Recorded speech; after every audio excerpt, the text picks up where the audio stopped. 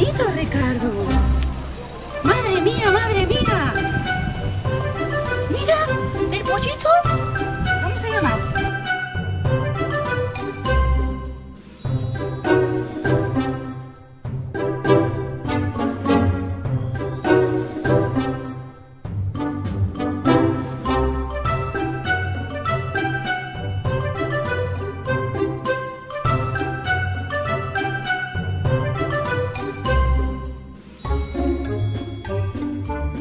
A raíz de que Rocío y Martina venían aquí cuando tenían 2 añitos a Xicotets Valencia, decidí volver a matricular a Ricardo en Xicotets y la verdad que estoy súper contenta y hoy he tenido la oportunidad de conocer las instalaciones que tienen aquí en Campo Olivar y estoy súper contenta.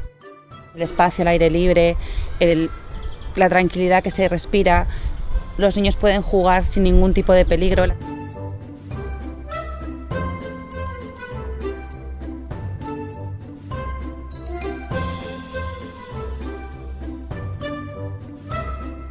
Las profesoras son todas un amor, vamos, una maravilla.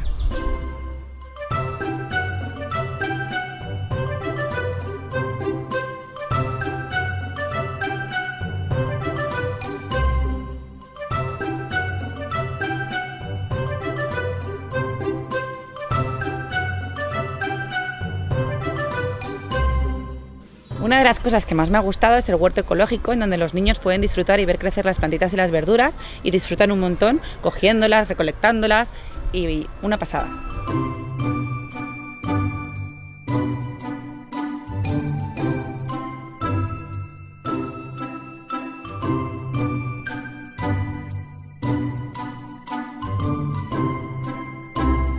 Otro de los puntos a favor para matricular a Ricardo en Xicotets Valencia era que el sistema educativo nos gustaba mucho porque el proyecto que tienen ellos es mucho basado en las emociones, en el sistema sensorial de los niños y además es bilingüe, que eso es un punto muy a su favor. Good morning, Mr. Rooster, cock-a-doodle-doo.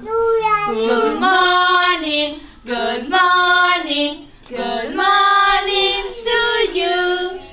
Good morning, Mr. Rooster, cock-a-doodle-doo. Y vamos, es que estamos encantados.